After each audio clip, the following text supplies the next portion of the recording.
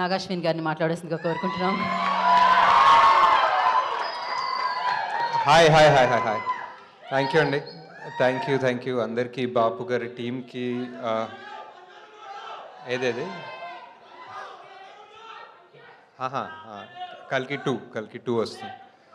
So బాపు గారు ప్రొడ్యూసర్కి, full team, technicians, actors, డైరెక్టర్కి అందరికీ thank you so much first నన్ను ఇక్కడికి పిలిచినందుకు. అండ్ నేను ట్రైలర్ చూశానండి.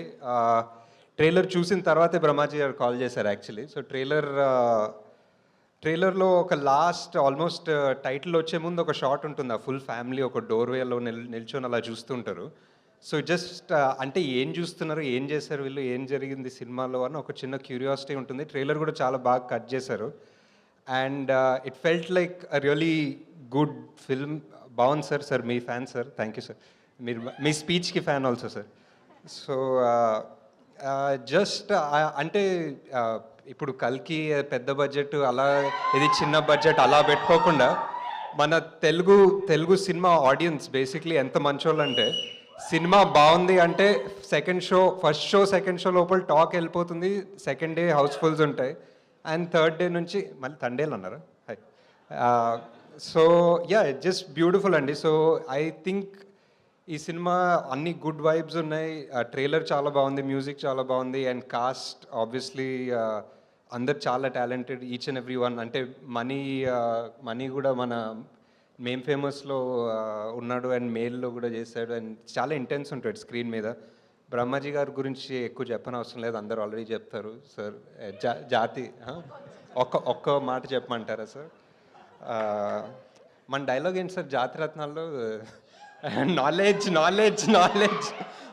ఎంత నాలెడ్జ్ ఉంది సార్ మీకు అసలు సినిమాల్లో. So great sir. Wishing the entire team all the best. Thank you for coming, and will see you theatres 21st February.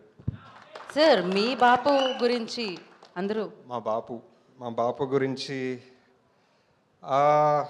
అంటే స్పెసిఫిక్ ఇన్సిడెంట్ అంత ఇమీడియట్గా గుర్తులేదు, బట్ చిన్నప్పుడు ఆల్మోస్ట్ అందరికీ సేమ్ ఎక్స్పీరియన్స్ ఉంటుందేమో.